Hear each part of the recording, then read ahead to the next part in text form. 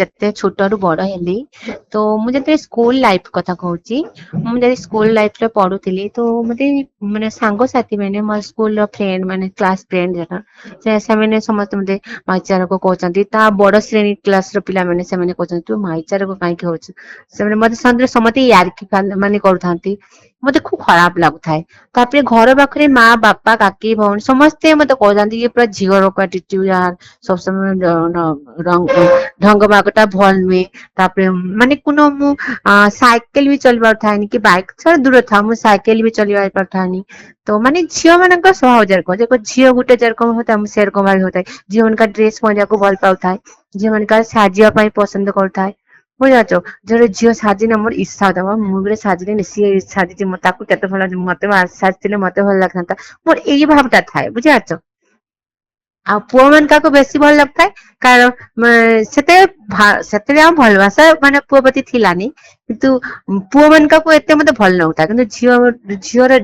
ଜାମା ପହେରିବାକୁ ସାଜିବାକୁ ଏଇ ଭାବ ଟା ବେଶୀ ଯାଉଥାଏ ତାପରେ ମୁଇଁ ଏଇ ଏଇ ଭାବ ରହିଲା ପରେ ତାପରେ ମା ବାବା ବୋଲିଲ କି ଯେ ତୁମ ଡାକ୍ତର ଚେକଅପ୍ କରିଦବ କି ପ୍ରୋବ୍ଲେମ ହଉଛି କାରଣ ସେ କାରଣ କିସ କାରଣରୁ ତୁ ସେରକମ ହଉଛୁ ଏଇ ପାଇଁ ତ ହଁ ହଁ ମୁଁ ଛୋଟ ବେଳରୁ ଯେତେବେଳେ ମୁଁ ମୋ ଭିତରେ ମାନେ ଝିଅ ଡକ୍ଟର କନସଲ୍ଟ କଲା ପରେ ମୋ ଡକ୍ଟର ବି କହିଲେ ଯେ ତା ଭିତରେ ଶରୀର ଭିତରେ ଗୋଟେ ଝିଅ ହରମୋନ ମାନେ ଝିଅର ହରମୋନ ଅଛି ତ ତାଙ୍କ ଆଟିଟ୍ୟୁଡ ଟା ସେଇ ରକମ ହିଁ ହବ ତୁମେ ଯେତେ ଔଷଧ ଖାଇଲେ ବି ସେ କିଛି ହବନି ତ ତାପରେ ସ୍କୁଲ ଲାଇଫରେ 10 କ୍ଲାସ ପରେ ମୁଁ ଆଉ ପଢି ପାରିଲିନି ଘରର ପ୍ରୋବ୍ଲେମ ଯୋଗୁଁ ତ ସେଥିପାଇଁ ମୁଁ କଲିକତା ଚାହିଁଲି ଜବ କରିବା ପାଇଁ କାମ କଲି ଗୋଟେ ଛୋଟକାଟ ଜବ କନି ଜବ କଲା ପରେ ତ ସେଠି ମୁଁ ନିଜେ ଡାକ୍ତର ସାଙ୍ଗେ କନସଲ୍ଟ କନି ମୁଁ ଡାକ୍ତର ବାବୁ ମୋର ଏରକମ ପ୍ରୋବ୍ଲେମ ହଉଛି ତୁମେ ଯେତେ ଔଷଧ ଖାଇଲେ ତମର କିଛି ହବନି କାରଣ ତୁମେ ପ୍ରପରଲି ଗୋଟେ ଝିଅ କିନ୍ତୁ ତୁମ ବଡି ଫିଟନେସ ଟା ପୁଅ ହେଇପାରେ କିନ୍ତୁ ଭିତରେ ଅଂଶ ଟା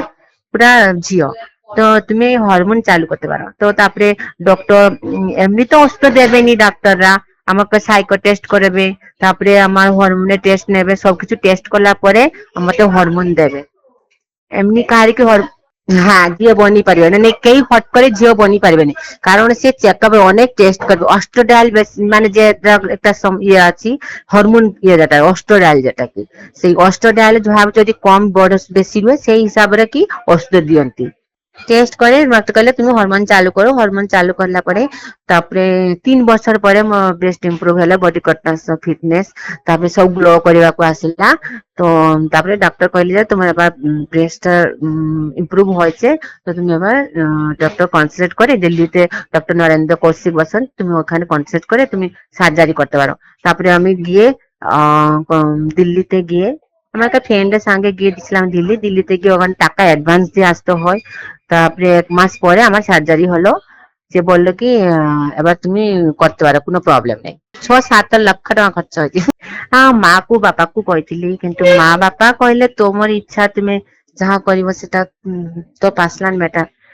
আমার ତା ମା କହିଲେ ମା ବାପା ଫାଷ୍ଟ ନା କହୁଥିଲେ ତାପରେ ମୁଁ କହିନି ଦେଖ ମୋ ଡିସିସନ ଟା ମୋ ଭବିଷ୍ୟତ ଟା ମୁଁ କାହାରି କରି ମୁହଁ ଦେଖିପାରୁନାହିଁ ମୁଁ ସବୁ ସମୟ ମୋ ଝିଅ ଭାବ ରହୁଛି ସମସ୍ତେ ହସୁଛନ୍ତି ମୁଁ ପରିହାସ ଇଏ ପସନ୍ଦ କରିନି ମୁଁ ଭାବି ତ ପ୍ରପରଲି ଗୋଟେ ଝିଅ ତ ତାପରେ ମୁଁ ଯାଇକି ଡକ୍ଟର ଚେକଅପ କରି ଔଷଧ ଖାଇଲି ସର୍ଜରୀ କରି ପ୍ରପର ଝିଅ ହେଇଛି ଏବେ ବି ମୋ ବାପା ମା ସମସ୍ତେ एक्सेप्ट करचंती घर लोक भौणी भाई समस्ते मैं फ्रेंड मैंने भी समझ एक्सेप्ट करनी सब सम्मान करती भलो भी पाती हाँ हाँ सी तो बुझी कारण मु तो जॉब करूଥାଏ बापा माँ को तो देखो देखो मो बापा माँ मते बहुत भल पाउथांती कारण मु जहाँ कही मो माँ बापा सेया सुनबे कारण मते एते भल पाउथांती कारण मो व्यवहार टा भल थिला मु केने जाय पाउनाथिनी एका केने अपने माँ पाखरे सब समय रहउଥାଏ तो तब ମୁଁ କଲିକତା ଆସିଲା ପରେ ବାପାଙ୍କୁ ମାଙ୍କୁ କହିଥିଲି ମୋ ମା ସତେ ଢେର ସାପୋର୍ଟ ଦେଇଛନ୍ତି କିନ୍ତୁ ବାପାକୁ ରାଗୁଥାଏ ବାପାକୁ ଟିକେ ଡର ଲାଗୁଥାଏ ତାପରେ ବି ଯେତେବେଳେ ବାପା ରାଗ କଲେ ମୋ ଉପରେ ମୁଁ କହିଲି ତାହେଲେ ମୋ ଡିସିସନ ଟା ମତେ ଛାଡିଦିଅ ମତେ ଆଉ ଫୋନ କରନି କି ମୋ ସହିତ କଣ୍ଟାକ୍ଟ ରଖ ମୁଁ ଡିସଚାର୍ଜ ଯାହା ନେବି ମରିଗଲେ ମରିଯିବି ଇଏ ହେଇଯିବି ତ ମୁଁ ସେଆ ସମସ୍ତଙ୍କୁ ଅବାଧ୍ୟ କଲା ପରେ ତାପରେ ମୋ ବାପା ରାଜି ହେଲେ ତାପରେ ମୋ ବାପା କହିଲେ ତୋ ଇଚ୍ଛା ଯାହା ହବ ହବ ସେଟା ଭଗବାନଙ୍କ କୃପା ଛାଡିଦେନି ତୁ ଯାହା କରିବୁ କର ତାପରେ ମୋ ଭାଇও ଆସିଥିଲେ ତ ତାପରେ ହଁ ମୋ ଭାଇ କି ବେଳେ ପଠେଇଲେ ମୋ ଭାଇ କି ପଠେଇଲେ ଡକ୍ଟର ଯେ ଖାଲି ଅପରେସନ ହେଇନି ମୋ ଭାଇ କୁ ପଠେଇଲେ। ତାପରେ ମୋ ଭାଇ ବି ଥିଲେ 6-7 ଦିନ ମୋ ପାଖରେ। ତାପରେ ସେ ମ୍ୟାରେଜ କରୁଛନ୍ତି ତ ସେ ଚାଲି ଆସିଲେ ଘରକୁ। ତାପରେ ମୁଁ ସେଠି ସେ କାକା ରୁହନ୍ତି ଦିଲ୍ଲୀରେ ସେ କାକାଙ୍କ ପାଖରେ ଥିଲେ ଗୋଟେ ମାସ। ମୁଁ ତ 11 ଦିନ ପରେ ମତେ ଡିସଚାର୍ଜ କରିଦେଲେ। ତ ଡିସଚାର୍ଜ କଲା ପରେ ମୁଁ କାକାଙ୍କ ପାଖରେ ଥିଲି। କାକାଙ୍କ ପାଖରେ ଗୋଟେ ମାସ ରହିଲା ପରେ ମୁଁ একটু ଇମ୍ପ୍ରୁଭ ଭଲ ହାଣ୍ଟିବାକୁ ଟିକେ ବସି ରହିବାକୁ ହାମ୍ପିରେ ଭଲ। କାରଣ ମୁଁ ଗଦି ଛଡା ଶକ୍ତ ଜାଗାରେ ବସି ପାରୁନଥାଏ ବୁଝା ତ। ଆଉ ସାର୍ଜାରୀ ବେଳେ ପ୍ରଚୁର କଷ୍ଟ ପାଇଛି। ମାନେ ହାତ ଗୋଡ ବାନ୍ଧି ଦେଇଥିଲେ ମାନେ ଆଉ ଚକ୍ଷୁରୁ ଜଳ ଚାଲି ଆସେ ପ୍ରଚୁର କଷ୍ଟ ହେଇଛି ଦିଦି 7 ଦିନ। ଏବେ ତ ମୋ ଜାଣାରୁ ମାନେ ଏଠି ତ ସମସ୍ତେ ହେଇଗଲେଣି ଏଇପରି। ଆଉ ଯିଏ ଯାହା ନିଜକୁ ଯିଏ ଯାହା ଚେଞ୍ଜ କରିନଉଛି ଆଉ ମୁଁ ବି ତ ଗର୍ବିତ ହଉଛି ମୁଁ ଗୋଟେ ପୁଅରୁ ଗୋଟେ ଝିଅ ହେଇପାରିଛି। ମୁଁ ନିଜକୁ ନିଜେ ଗର୍ବ ଫିଲ୍ କରୁଛି। ସେମାନେ ମାନେ ମୁଁ ଘର ପାଖକୁ ଗଲେ ବିଶ୍ୱାସ କରିବେନି ମୁଁ ଘର ପାଖକୁ ଗଲେ ମତେ ସମସ୍ତେ ଦେଖିବାକୁ ଆସନ୍ତି। ମୋର ଇଚ୍ଛା ମୁଁ ଗୋଟେ ସ୍ଵତନ୍ତ୍ର ନାରୀ ହେଇଛି ଏବେ ପୁଅ ଥି ଝିଅ ହେଇଛି ଏବେ ତ ମୁଁ ସ୍ଵତନ୍ତ୍ର ଗୋଟେ ନାରୀ। ମୁଁ ସମାଜକୁ ଦେଖେଇ ଦେବି ଆଉ ମାନେ ଯେତେବେଳେ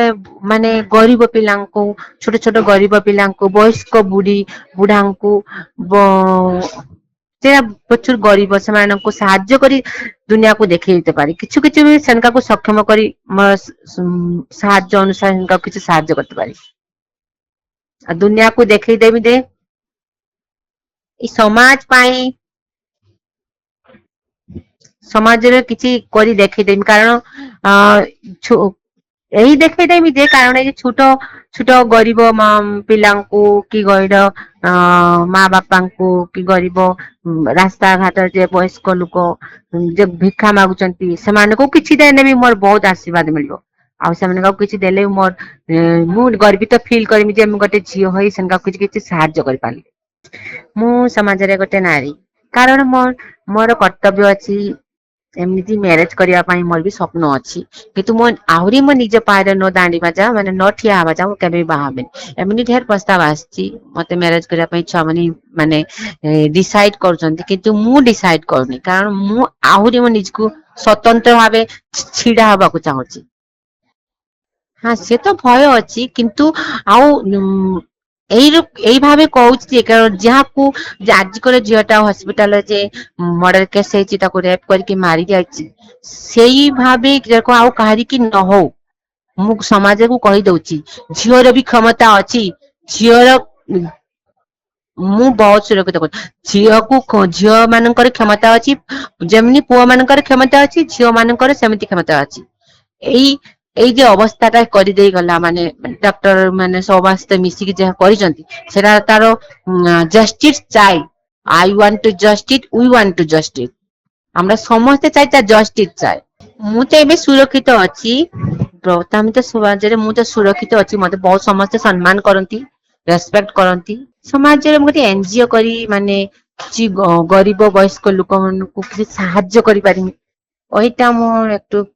ମନସ୍କାମନା ଅଛି। ଆଉ ମୁଁ ବି ଗୀତ ଶିଖୁଥିଲି ଗୀତ ବି ଜାଣେ ବାଂଲା ଓଡିଆ ସବୁ ଗୀତ ମୁଁ ଜାଣେ ବୁଝିପାରୁଛ। ମୁଁ ବି ମହିଳା ମାନଙ୍କୁ ସମସ୍ତ ସମାଜ ଆଗରେ ସମସ୍ତଙ୍କ ଆଖିରେ କହିଦଉଛି ମହିଳା ମାନଙ୍କର କ୍ଷମତା ଅଛି ଆଉ ପୁଅର ଯେତିକି କ୍ଷମତା ଅଛି ମହିଳା ମାନଙ୍କର ସେତିକି କ୍ଷମତା ଅଛି ସବୁ ମହିଳାଙ୍କୁ ନମସ୍କାର ଦେଖ ସମସ୍ତେ ଯେ ଯାହାର ଯୋଗ୍ୟତାକୁ ଦେଖେଇ ଦିଅନ୍ତୁ ଦୁନିଆକୁ ଆଉ ମହିଳାଙ୍କର ଯୋଗ୍ୟତା ରହିବ ବେଶୀ ପୁଅ ମାନଙ୍କଠୁ